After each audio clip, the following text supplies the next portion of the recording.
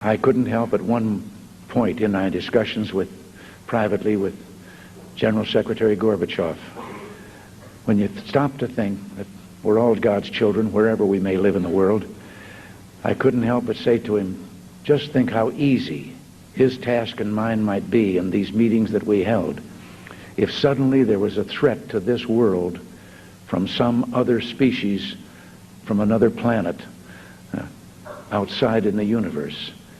We'd forget all the little local differences that we have between our countries, and we would find out once and for all that we really are all human beings here on this earth together. Well, I don't suppose we can wait for some alien race to come down and threaten us, but I think that between us we can bring about that realization.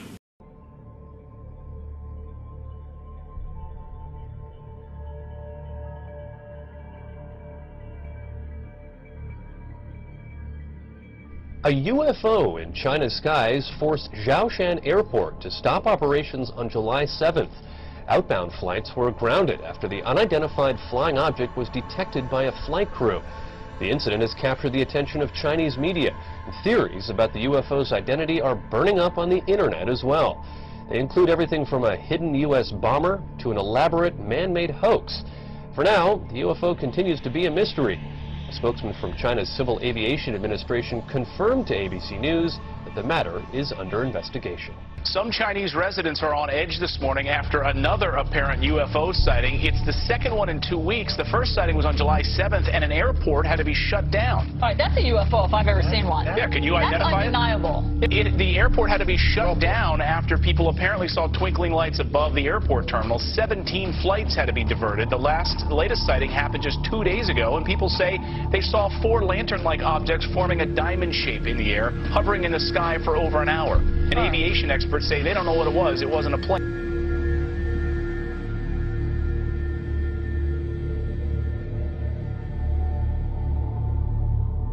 Scientists from all over the world are trying to figure out what caused a mysterious blue light to spiral in the sky over Norway on Wednesday.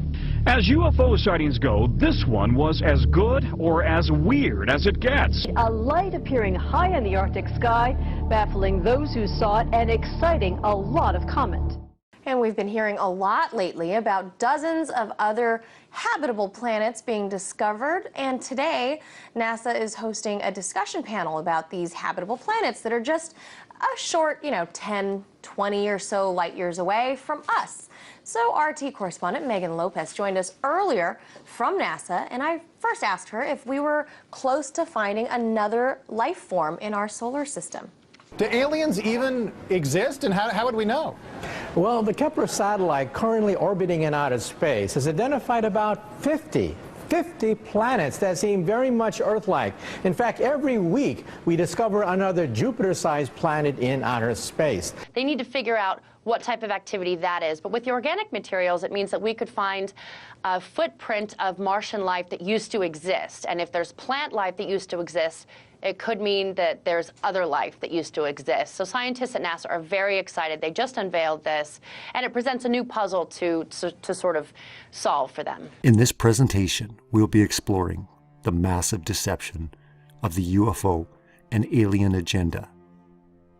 NASA, the science community, the top elite are preparing us for something. The great deception is coming to our world. Without the evolutionary theory, aliens would not exist. But they do. And with more recent sightings, the scientific community talking about other life, discovering planets, the entire Big Bang universe is a hoax. The entire Big Bang universe they have constructed is to enslave us into the great deception that's coming into this world. The great deception has been planned for years.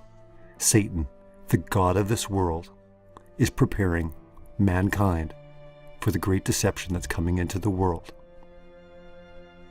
In this presentation, we will see the link between Satanism, New Age, and the UFO alien agenda. Where did we come from? Who created us? The notion becomes even more alarming when you understand that more and more people are looking to the alien theory as planting us in our DNA at some other time in the universe. Even Dawkins proposes this. Well, then who did create the heavens and the earth? Why do you use the word who? You see, you immediately beg the question by using the word who. Well, then how did it get created? Well, by a very slow process. Well, how did it start? Nobody knows how it started. We know the kind of event that it must have been. We know the sort of event that must have happened for the origin of life. And what was that? It was the origin of the first self-replicating molecule. Right, and how did that happen? I told you we don't know. So you have no idea how it started? No, nor has anybody. Nor has anyone else. What do you think is the possibility that intelligent design might turn out to be the answer to some issues in genetics or in evolution? It could come about in the following way. It could be that at some earlier time, somewhere in the universe, a civilization evolved by probably some kind of Darwinian means to a very, very high level of technology and designed a form of life that they seeded onto perhaps this planet. Now, that is a possibility and an intriguing possibility. And I suppose it's possible that you might find evidence for that if you look at the details of biochemistry, molecular biology. You might find a signature of some sort of designer. Wait a second. Richard Dawkins thought intelligent design might be a legitimate pursuit? And that designer could well be a higher intelligence from elsewhere in the universe. Well, but that higher intelligence would itself have had to have come about by some explicable or ultimately explicable process. It couldn't have just jumped into existence spontaneously. That's the point. So Professor Dawkins was not against intelligent design, just certain types of designers, such as God. With their fake land rover on Mars, discovering water, or the remains of water, is to give us the notion that there are other life forms out there, and that they will come in contact with humanity, will give us the answers, will tell us the reason, why, who, what, when, where. All of our questions will be answered. This is the Antichrist system Satan has planned. He has worked with the science agencies, with the space agencies, with modern physics. The scientific community is not science. It's a religion. It's an agenda. Look into the facts, study these. Understand that we have been lied to.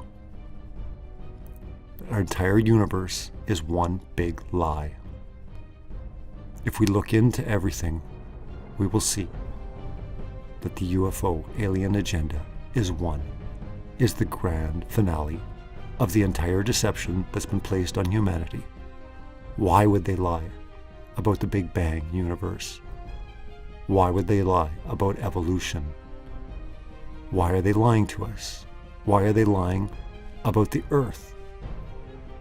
Because without the Earth being a planet, everything falls apart. The Earth is not a planet. God created us unique and special. The Earth is stationary. It's motionless. The Bible is very clear. The war between science and religion has been going on for thousands of years. Understand that the science community has hijacked real science, the scientific method of being able to observe, to test, to repeat, to do an experiment that can be verified. None of their claims can be verified.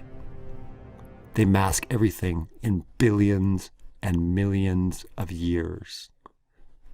From the fossil record to our entire universe, from the stars that are in the sky, the alien agenda is the grand finale.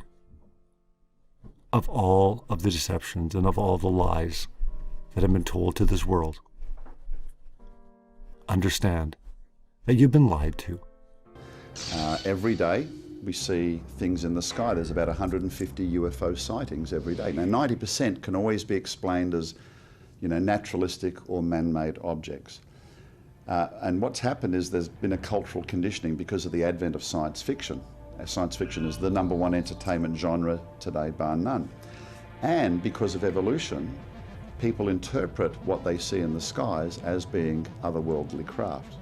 So simply put, because evolution is the ruling paradigm, if evolution occurred on the Earth, they think there's somewhere in this 14 billion-year-old universe, there must be a myriad of planets, and if that life has evolved on those planets million or billion years in advance of human beings on the Earth, well, just imagine how advanced their technology would be. I mean, that's the stuff of science fiction, right? When they go out and they explore the universe and they see, in Star Trek, all these different alien races at different stages of their evolution. And so people look up and they interpret based, I think, on those two things. What is coming here? Jesus says that let no man deceive you, many will come in my name. He also says that even the elect would be deceived if that were possible. We read in 2 Thessalonians, Satan comes with all signs and lying wonders. So it gets to the point, what are we really looking at here? What is coming is unprecedented. And the roots of all this can be found literally in Darwinism, because Darwinism sets up an intellectual and spiritual vacuum in a person to where that person goes, well, if we're just, an accident of evolution, well, where did it all start?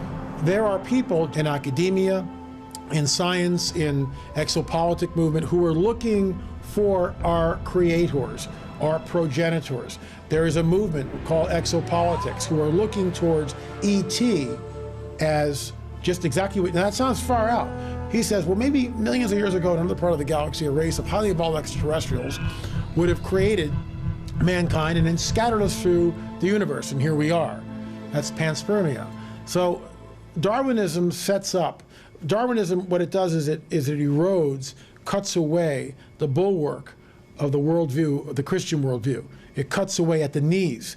And so we are now in this post-modern Christian world where, well, we all evolved. And even some theologians and pastors will say, well, God used evolution. Baloney. No, he created everything. He spoke it into existence. But this sets up the paradigm, okay, for the coming great deception. Darwinism is sort of a linchpin which sets up the coming great deception. Imagine 100 years ago, a farmer standing in his field one night and he sees some lights in the sky and they're interacting with each other and moving as if they're guided intelligently. But 150 years ago, they've never seen a motor car. You don't have any concept of alien worlds, spaceship or anything. So you will interpret it within your cultural understanding of the day. Okay, so he might say, well, maybe it's an angel or a demon or something like that. Now, let's shift forward today. What's the first thing somebody would say if they saw some lights moving around the sky? It's a UFO. Now, UFO is a loaded word. It doesn't mean unidentified flying object anymore. It means alien spaceship piloted by extraterrestrials. So that's why I think the idea has become so mainstream. So that's the evolution connection to it. Because all the signs are here. All the signs are here. And what's coming, signs in the heavens, signs on the earth, what is coming is unprecedented. And it will cause, in my opinion, this great deception, which says that ET created all life on Earth, that ET genetically manipulated us, that ET started the world's civilizations, that ET created all the world's religions, and now, at this critical juncture in human history, ET has come to give us a DNA download, upgrade. And again, isn't it interesting that all of these researchers seem to concur that these aliens want to come and give us spiritual messages? I want you to know that God isn't personal, he's a force. And Jesus is not the Savior. I mean, he's just a more highly evolved being than I am. I've heard about him, I haven't seen him yet, but he's on a higher plane. And on it goes. Spirit survival. No, Dad, there's no judgment. God doesn't judge you. You don't face him in judgment. We just move into graduate school and we continue to learn our lessons, and progress and so forth. All of the lies undermining what the Bible says, but the Bible is the book that has true prophecies, no false prophecies. You can't escape it. It's true, okay? So when these entities begin to disagree with the Bible and undermine the Bible, I know who they are. In fact, you know, I've interviewed people around the world. I've been studying this thing for years. Whether they're channelers, you got about 1,000 of them in Los Angeles. We used to have. I don't know how many they have now. Read some of your New Age publications. They will admit that what the channelers, what the psychics, what the mediums say all over the world who've never been in touch with one another, there's a continuity to it. There's an amazing similarity, not just a similarity, but it's coming from the same source, obviously. And there's a definite philosophy that is presented that conforms to the 4 lies that the serpent introduced to Eve in the Garden of Eden. That God is not personal but a force, that you don't die, there's no death, you just get recycled, reincarnation, and we're moving upward, we're evolving upward to godhood. You can become a god. That's the lie of the serpent.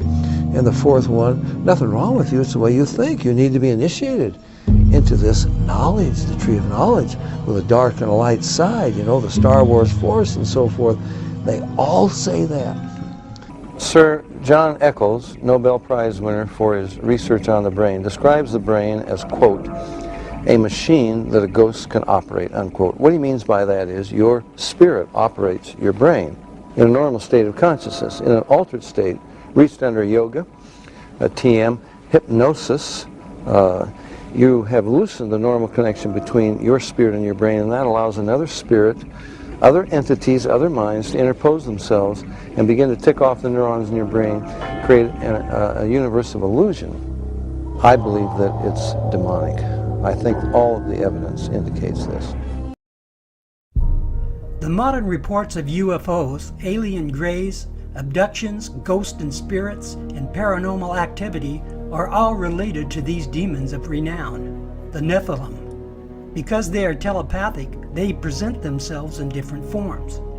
They have access to your mind and anyone within your memory. Remember, Satan himself can appear as an angel of light, deceiving even the elect. Those who claim to have psychic abilities are opening their minds to demons. TV shows like Ghost Hunters, Paranormal State, and Psychic Investigators are playing with fire. Psychic investigators claim these psychics communicate with dead victims and help the police catch the killer. Other shows attribute these spirits as some disgruntled person who died violently.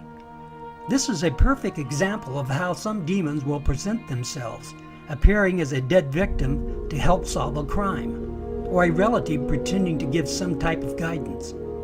They are desperate for human interaction. There are different types of demons. Some desire to help man, as described in the Midrash. Do not be deceived. I believe the form of the alien grays is their true form. Being stripped of their apparel, they go naked, and they have horrible faces. This sounds very much like the condition in which they were condemned by God. They are in the process of their last scheme, appearing to be friendly and willing to help mankind. Some scholars believe they will deceive the world against the return of Christ, painting him as an invading alien. Some of the passages that puzzle me the most in the scripture, it describes that the whole world is going to go to war against God. Now, I can understand the world rejecting God, I can understand the world not believing God, but somehow it's always been hard for me to visualize the world mustering its resources to go to war against God. And yet that's clearly what it says in Psalm 2 and a number of other places. But you know, suddenly I can begin to understand how this might happen, because there are many people that believe that there are already aliens among us conspiring with the government, whatever, and they visualize these as being the good guys. They're here to help us. They're here to give us advanced technology. There are people that really have this kind of attitude. I can begin to see a scenario which we sometimes call good cop, bad cop kind of thing, where Satan's emissaries pose to be our friends to help prepare us for the bad guys who are coming. And I can visualize the whole world being deceived and taking up arms against God, thinking that they're being led by their friends who are actually Satan's emissaries. They have been stripped of their apparel. They go naked. And they have horrible faces. This is a quote from an early Jewish writing called the Book of the Cave of Treasures. It tells of fallen angels and their bastard children called the Nephilim. God destroyed the Nephilim's bodies and doomed them to wander the earth in an invisible dimension, and they are still terrifying men. In our modern paradigm, they are known as demon spirits. The word demon is from the Greek language and implies a supernatural knowledge. This demon knowledge is superior to our own knowledge. The Bible tells of their creation in Genesis chapter 6, and they were the cause of the destruction of life on earth. The Apocrypha and early Jewish writings expound on these evil spirits. The Book of Enoch tells of their giant stature and how they manipulated the genetics of man and animals in every imaginable way. In other words, no stone was left unturned in their evil experiments. The answer to all this and the clue to this cosmic riddle may be found in the ancient book of Genesis. And back there in chapter 6, we are told of a very amazing and bizarre event. The sons of God saw the daughters of men and saw that they were beautiful, and they lusted after them. And then we read they married them and sired children from them. For the past 1,500 years, most scholars, including evangelical scholars, have interpreted the sons of God as the good sons of Seth, and the daughters of men as the wicked daughters of Cain. They've adopted that interpretation because the other one is so bizarre and outlandish. The ancient interpretation, and in my opinion the correct one, is that the sons of God were demonic beings or fallen angels, and that they came down to earth, they lusted after the daughters of men, they married them, and produced this amazing progeny, this hybrid progeny of the Nephilim. And the very word Nephilim does not mean giants. It comes from the root Nephal, fallen ones. Edgar Mitchell, a former Apollo astronaut, went on the record on Kerrang radio. And after he sort of announced it on Kerrang radio several years back, I saw him again on the Fox News channel with Sean Hannity on a sit-down one-on-one. And Edgar Mitchell's basically stating, look, Roswell was real.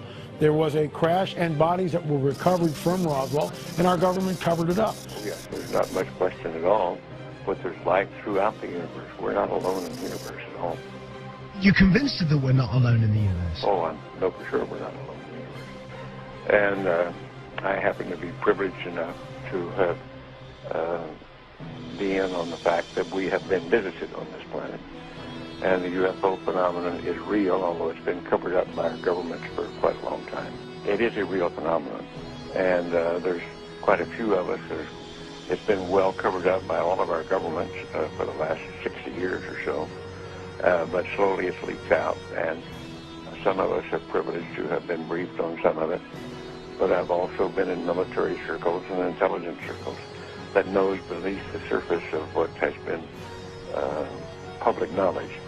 That yes, we have been visited. He believes that, like I do, that there is a cover-up. We just have a discrepancy in our world's view as to what's behind the phenomena. Again, he's extraterrestrial, I'm interdimensional, and specifically the fallen ones, fallen angels, which we read about back in Genesis 6, once again manifesting on the earth. So there is evidence. There's plenty of evidence. We've got the witnesses.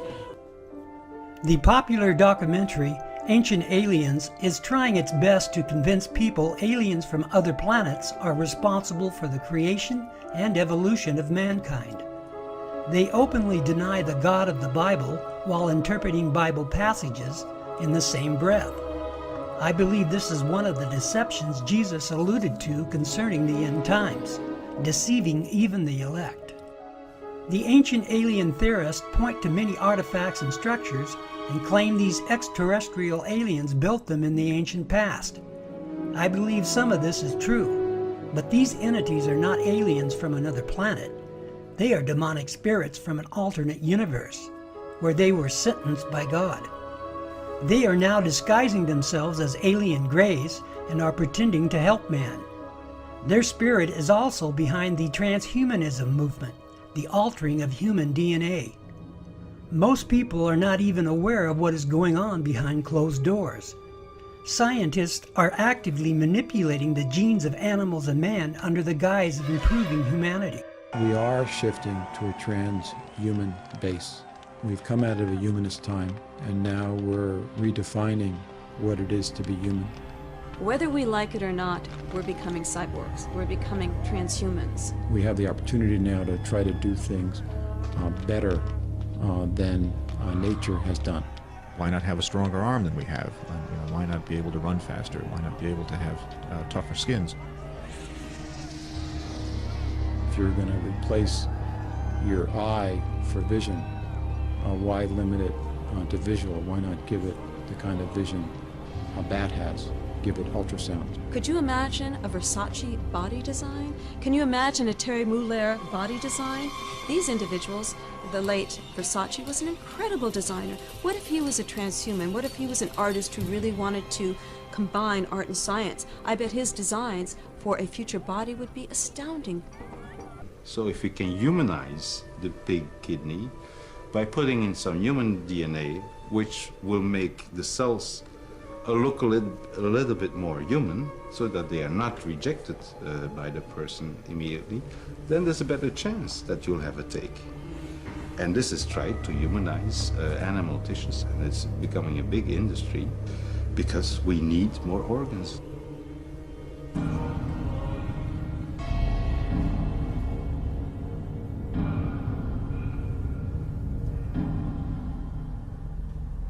I think increasingly we're going to start realizing that this body is not sacred. The way we are is not some kind of God-given plan.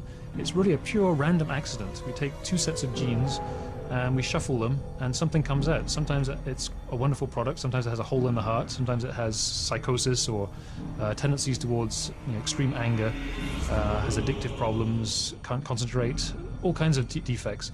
To say, oh, that's normal, that's sacred, that's good, to me is rather absurd. It's random. There's not a plan there that we're thwarting.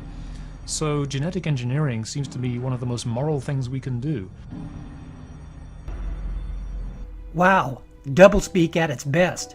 This last man has completely reversed morality, saying transhumanism is the moral thing to do, when in fact it is the exact opposite, and the very thing the fallen angels and the Nephilim did in the days of Noah. All of these people believe in this delusion and are influenced because of their denial of God. The same is true with the ancient alien theorist. God sends a deluding influence so they will believe what is false, because they delight in their own evil will, as explained in 2 Thessalonians chapter 2. The idea around what we are doing in the genetics right now of humans, animals, plants, all seems to be an all-out assault on God's creative genius that goes back to that Genesis prophecy about the seed of the serpent and the seed of the woman being set at odds one toward each other. And this is why, of course, Pandemonium's engine, why we gathered all of these scholars to address the various aspects of this issue, because in my opinion, nothing could be more prophetic. All of the Bible is all about genetics, the purity of genetics, and a war over genetics. Then it's a Mephistophelian bargain. It's a deal with the devil. It's back to why we named the book Pandemonium's Engine, that deal that was struck in Paradise Lost. Ye shall be as gods, is whispered in the ears of humanity. And but where does it take us now? I think we're seeing a repeat of ancient science.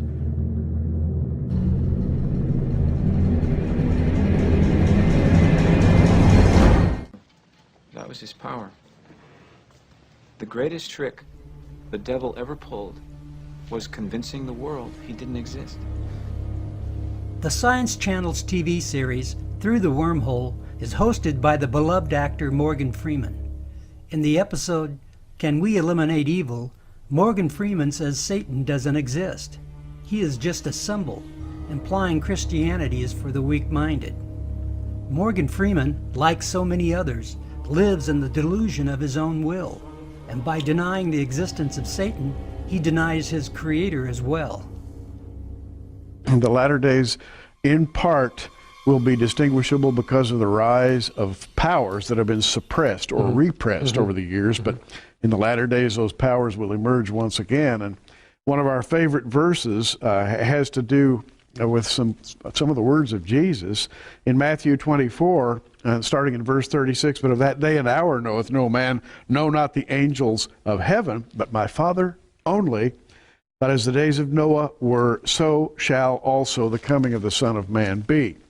And what he's saying here is the days of Noah will be sort of transplanted into the latter day era. And you and I both believe we're seeing that right now. Absolutely. One of the, in my opinion, we're looking at the return of the Nephilim. It's a different incursion than what happened thousands and thousands of years ago. I call it the coming great deception.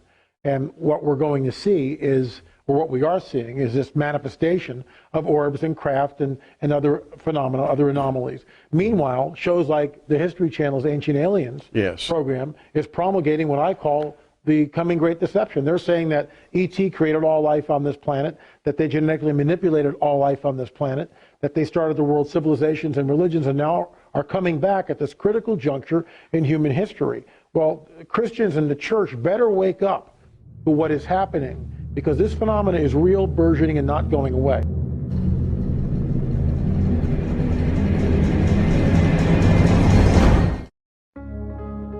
Dr. Jacques Vallée has addressed the United Nations on UFOs and was the model for the Lacombe character in Steven Spielberg's Close Encounters of the Third Kind.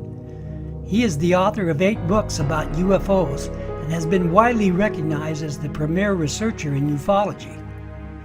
In his book, Messengers of Deception, he says, an impressive comparison can be made between UFO occupants and the popular conception of demons. In his book, Confrontations, he writes, the medical examinations to which abductees are said to be subjected, often accompanied by sadistic sexual manipulation, is reminiscent of the medieval tales of encounters with demons. Jacques Vallée, at least at that time when he wrote that book, was an agnostic. Interesting that he comes to basically the same conclusions I do as a Christian from my research. And he said about UFOs, they're real, but they're not physical.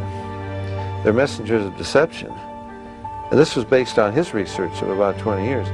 In Close Encounters of the Third Kind, that first film that came out about UFOs, the house that the mother and little boy were living in, you know, the toys began running around and screws unscrew them in the presence of UFOs. What the film was saying was the same people that run UFOs run haunted houses. And I would say that's absolutely true. John Keel was a world-renowned expert with unidentified flying objects and has written numerous articles and books on the subject. A self-described agnostic, he made this statement: thousands of books have been written on the subject of demonology, which is the ancient and scholarly study of monsters and demons. The manifestations and occurrences described in this literature are identical to the UFO phenomenon. Victims of demonic possession suffer from the same medical and emotional symptoms as the UFO contactees. They have been stripped of their apparel. They go naked. And they have horrible faces. It's just that the face is the eyes. They look horrible. And the eyes, the horrible look, had that information that you just told me?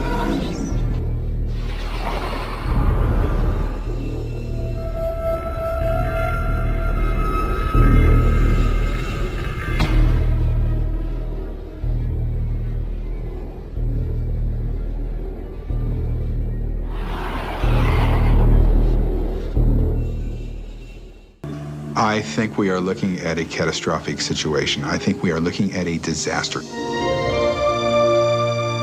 We are seeing a unified program here with these beings, a program of physiological exploitation by one species of another.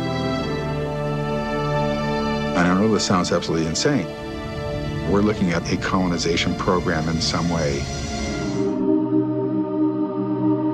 This phenomenon was a real phenomenon. This was something that was actually happening to these people. I was like paralyzed. I what you call like a little being, but he was luminescent, like light. The big bulbous head, the gray skin. What I saw was a typical gray. Big black eyes. 2.5, 3 feet tall. They all were dealing with something that was very unusual from a human perspective. This was something I felt that we needed an answer to, because at this point in time there were no answers.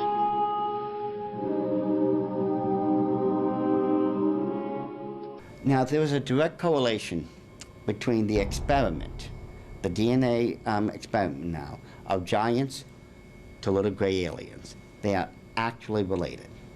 We look at what the Bible says. It happened once, the giants, and then the flood. Well, then the giants came back, didn't they? Satan wasn't about to let that go. And ever since the mid-'80s now, the 1980s, we've had the little gray aliens.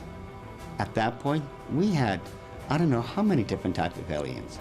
We had red one, green one, blue one, black one, some with scales, some with human skin, some with long hair, short hair, eyes, short eyes, name it, we have it.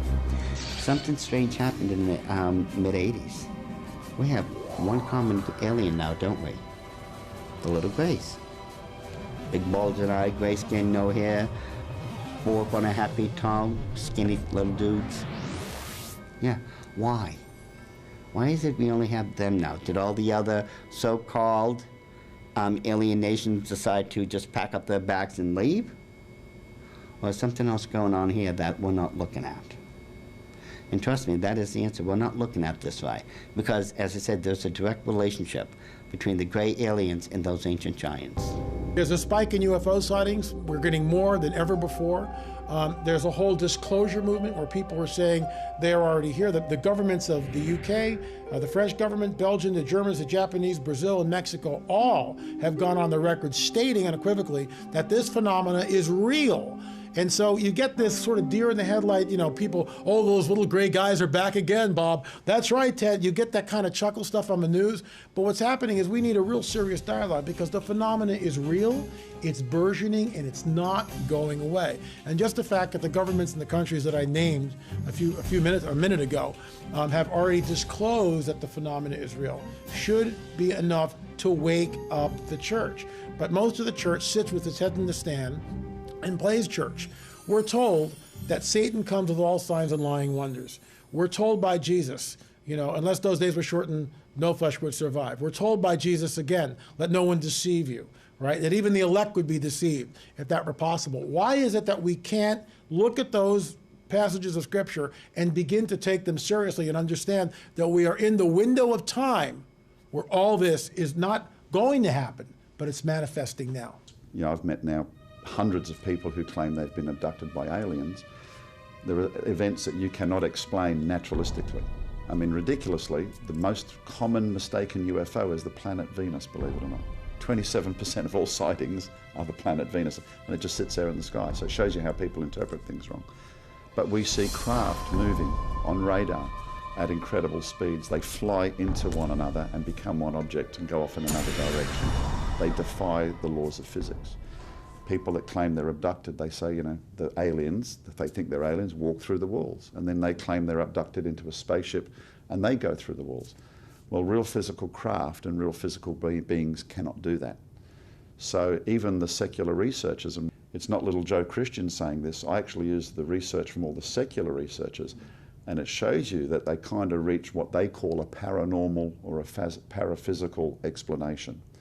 And I would agree with that, but I wouldn't use the words paranormal or paraphysical. I would say maybe spiritual or supernatural. It gets weird here. In my research, and I know this gets really woo-woo here, okay? And if you're not up to this stuff, this sounds really far out, but it's scientific. We have talked to people that have claimed to have been abducted by aliens, okay? First of all, they're not aliens. We believe that they're interdimensional beings, i.e. fallen angels. There's a hybridization program going on. Whatever these beings are, they're extremely interested in our DNA and manipulating that DNA. We hear that over and over and over again. We have removed 16 implants, not we, but one of our colleagues, Dr. Roger Lear, has removed 16 implants from people. We have a trail, a chain of evidence.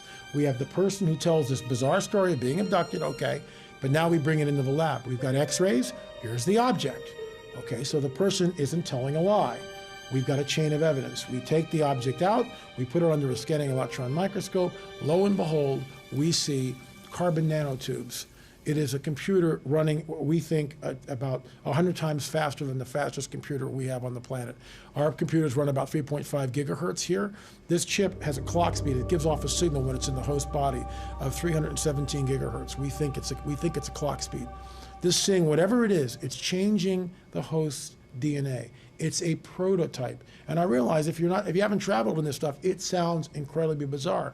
But here's the scientific evidence with a whole chain back to the host telling this bizarre story. Here's the implant that comes out of the host.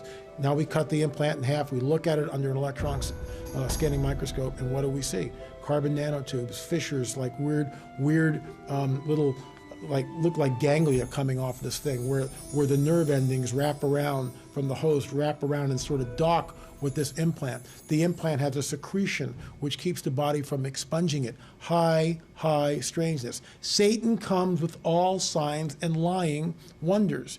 It's time for us to, get the heads out of the sand and begin to look at this phenomena and understand that he's guarding this. But what would make people take the mark of the beast? What would make people want to line up and take this thing? No Christian in their right mind would. But Christianity has been, for the most part, like I said earlier, sort of chopped off at the knees, eroded by Darwinism. So you've got millions, billions of people who are awaiting something. They're looking for something. They're looking for our progenitors. And this is what I call the coming great deception, and it ties right in with the mark of the beast.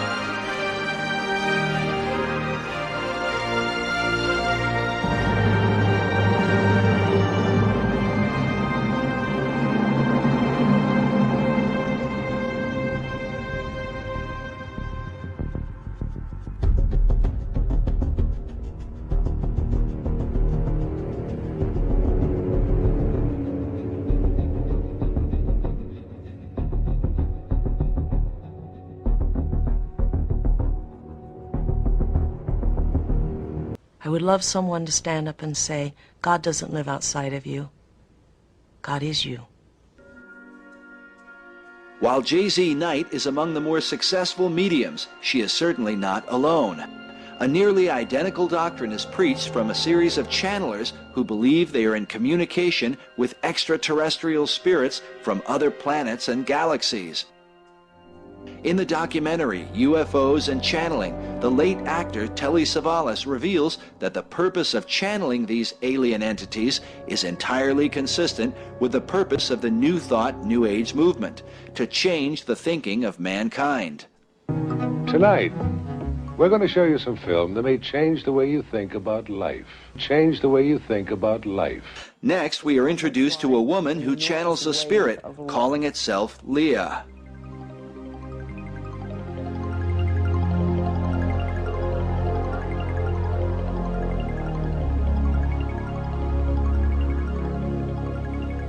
Hello, Philip. How are you today? Very good, Leah. How are you? Very fine, thank you. So, what is it that you wanted to know? Where are you from? I'm from Venus. I don't think anybody's going to believe that you or anybody else could be from Venus. Could you explain to us how you could be when everybody knows it's uninhabitable? They think it's uninhabitable because it is not inhabitable by physical life forms. We have bodies of light. While Leah rambles on with fantastical ideas, she soon compels the audience toward global unity, a message found throughout the New Age movement. And what occurs here on this planet will affect the rest of the universe. Can you, with all of your different ideas, all of your different races, come together as one planet and one people?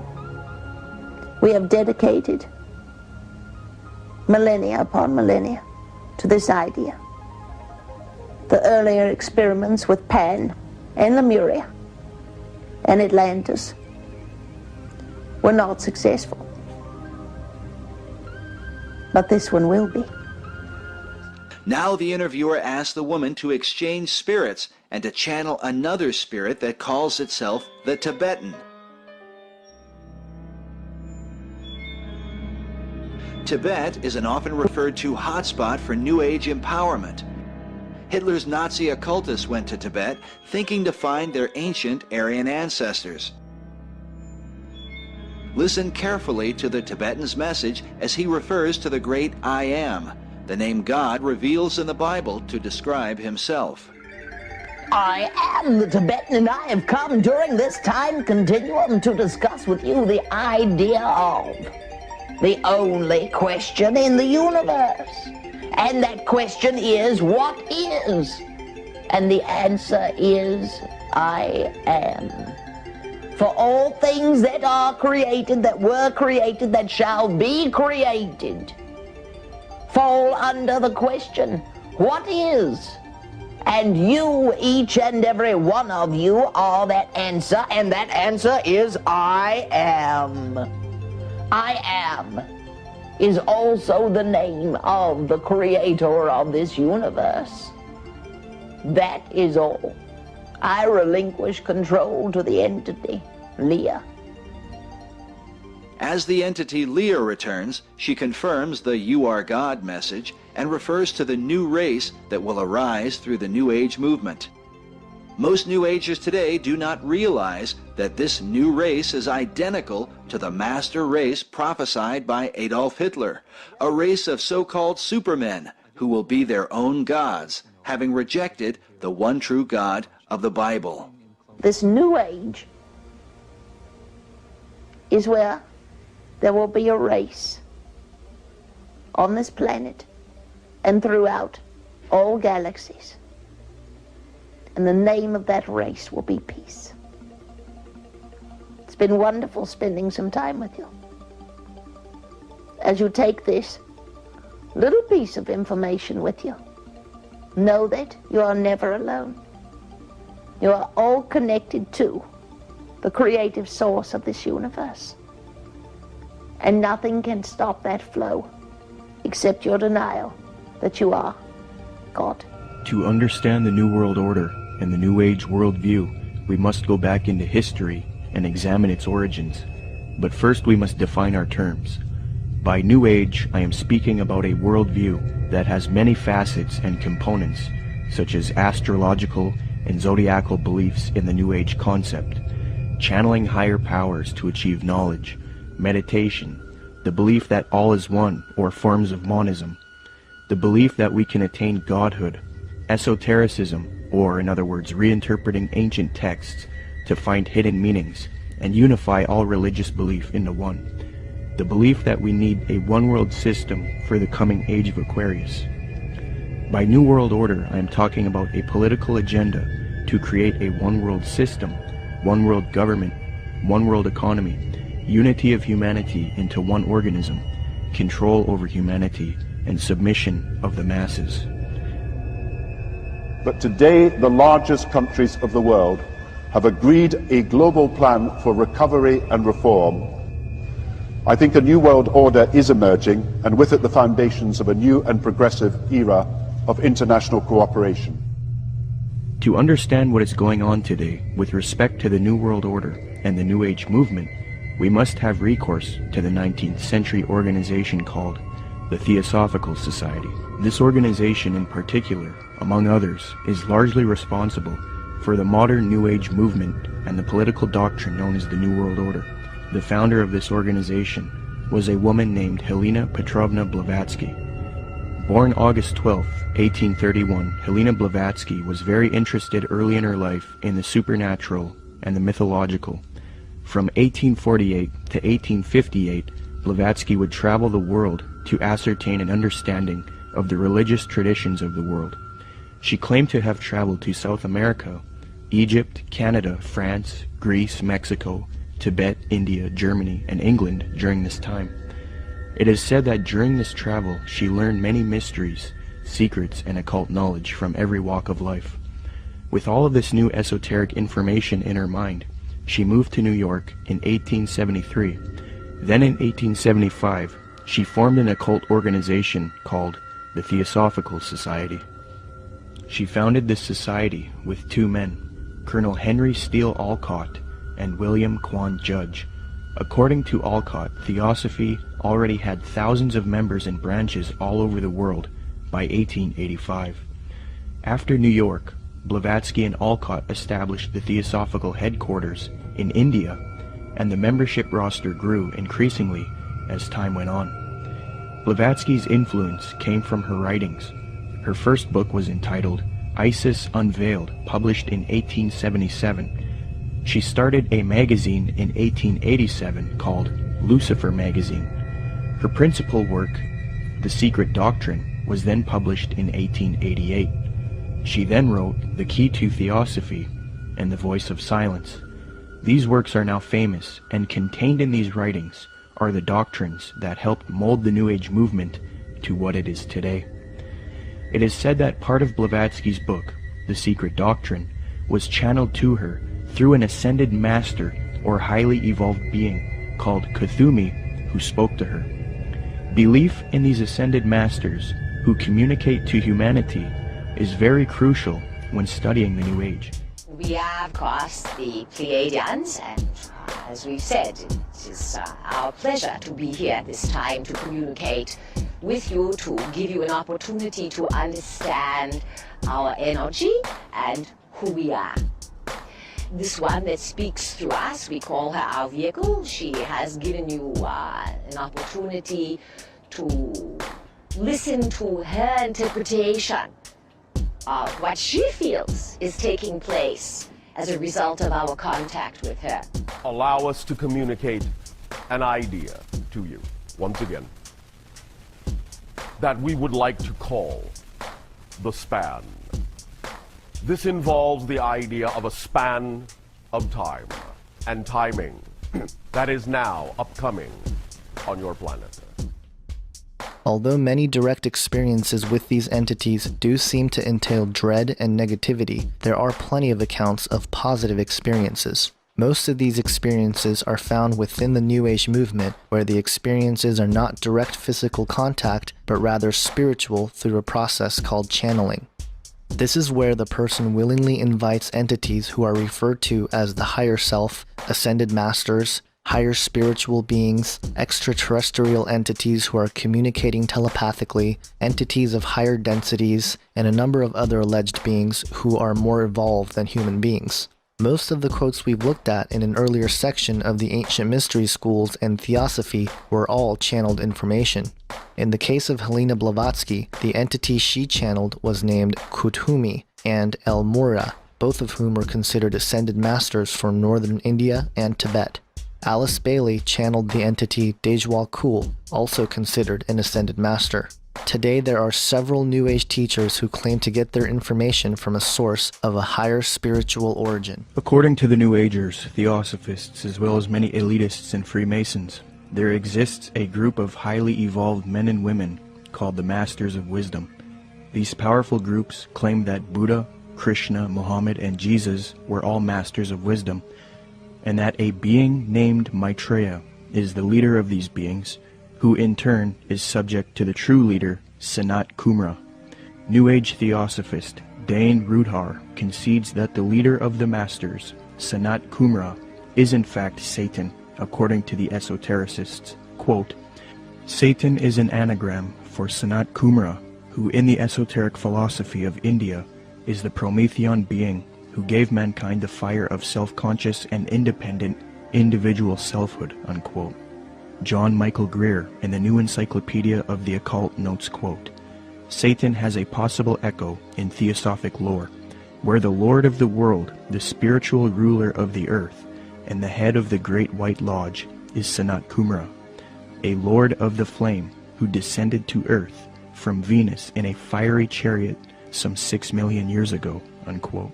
Helena Blavatsky taught her students that it is actually Satan who is God, the Messiah, and that Jehovah is the evil one. She stated, quote, It is but natural, even from the dead letter standpoint, to view Satan, the serpent of Genesis, as the real creator and benefactor, the father of spiritual mankind.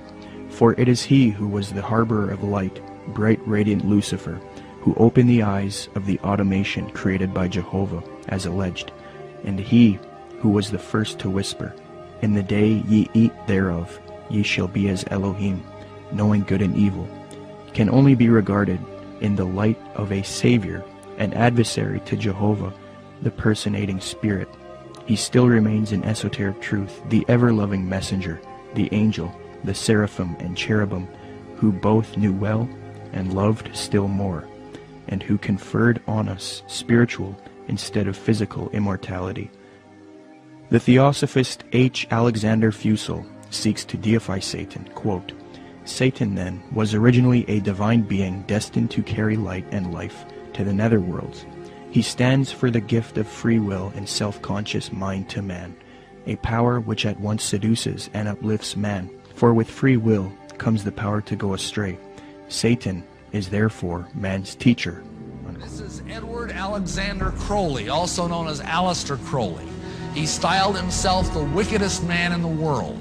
He believed himself to be the great beast, and he changed his name to Aleister Crowley, so it would add up in both English, Hebrew, and Greek Kabbalah as 666. In 1904, Crowley had a communication with an extraterrestrial being named Iwas. And this being, through his wife, kind of a channeling type operation, brought forth a book that was called the Book of the Law in 1904. And this book declared that the slain and risen God, i.e. Jesus, had stepped off the throne, and that a new God, the crowned and conquering child, was taking his place. Crowley's most renowned work, and one whose composition is worth understanding in the context of our study. While visiting Egypt in 1904, Crowley's first wife, Rose, began going into spontaneous trances, muttering things like, "They are waiting for you," and "He who was waiting was Horus." Intrigued, Crowley and Rose went to visit the Cairo Museum. From a distance, she spied a glass case and exclaimed, there he is." Upon inspection, The case did contain an image of Horus painted on a wooden stele, but what particularly stunned Crowley was its exhibit number, 666, his number, the number of the beast. Convinced now that something supernatural was happening, Crowley went back to his hotel and performed a ritual, summoning this higher power. Over 3 successive days, beginning on April 8th, the book was channeled through Crowley while in a trance. And the content of this revelation? I am the snake that giveth knowledge, the Spirit said. To worship me take wine and strange drugs, whereof I will tell my prophet. Falling on precisely the wrong side of the Bible's account concerning the fall of man and Satan's role, this snake spirit begins the revelation by telling man that he is a god, that reality is essentially an illusion, sin a myth, and that ethically there's no greater commandment than the law of Thelema, Greek for will, as famously stated in the 40th verse of chapter 1. Do what thou wilt shall be the whole of the law. Marilyn Manson noted the universality of this satanic ethic when he observed, the idea of Antichrist is an unspoken knowledge that every person has. It's just the acceptance of yourself as a powerful being who can make their own decisions. It's not someone with a 666 on their head. And Satanism is about worshiping yourself because you are responsible for your own good and evil. How would you define, what would you define being a Satanist as? Worship of themselves. You're worshiping yourself when you worship Satan. Aleister Crowley stated it this way in his infamous Book of the Law. Every man and every woman is a star or a god. I am, we are stardust. Yes. What does that mean? For me, the most astonishing fact is that the molecules that comprise our body are traceable to the crucibles of the centers of stars that manufactured these elements from lighter versions of themselves and then exploded, scattering this enrichment across the galaxy into gas clouds that would later collapse to form next-generation star systems. One of those star systems was ours. These atoms and molecules are in us because, in fact, the universe is in us. And we are not only figuratively, but literally stardust. As you can see, the deception runs deep throughout science. Satan has infiltrated science. He's infiltrated the government, the military. They are keeping the secret of our world, the entire universe, the Big Bang universe lie, has been a massive deception. We can clearly see that everything is leading to the spirituality of Satanism. Satanism is nothing more than believing in yourself, is saying no to God and doing what you will, doing what you want. Do what thou wilt shall be the whole of the law. This is what we see with the alien, the UFO deception. In an enclosed world created special and unique, planets, entire galaxies have all been a lie. Space has been constructed by Satan. Dark, void, black. This is the flat earth truth of the UFO alien deception. NASA, the military, government, scientism has all been lies. They're all leading mankind to a pinnacle, to a point in history where there will be contact, where the answers will become clear. Don't fall for the deception. Don't be deceived. This is an evil, evil system being set up, has been set up for years. The entire Big Bang universe constructed is nothing more than lies. The Bible is very clear that we were created unique, that the earth is stationary, it's motionless. The earth does not move, that everything, the sun, the moon, and the stars revolve around us. Look up in the sky. Don't listen to what you've been told, whether it's spinning the globe in your classroom. Go out, look with your own eyes, test things, put them through scientific experiments. The scientific method is to test. Don't fall for the deception. As you can see, Satan is behind the entire thing. Do not put your trust in man, but put your trust in God. God's ways are above man's. The wisdom of man is foolishness to God. Repent. Turn from your ways. Turn to God. Ask Him for His truth. Ask Him for the truth of His Son, Jesus Christ. I pray that God touches you with His Spirit, that you wake up, you become a child of God, and you're refreshed, and you repent, and you're born again. Don't fall for the alien, UFO deceptions. There is no other planets. There is no other life. There is one other life form, and it's the fallen ones, the Nephilim, the fallen angels, Lucifer, minions, whatever you want to call them. There's only one. They have many forms, many shapes, and they're not extraterrestrial, they're extra-dimensional. They reside with man in another realm.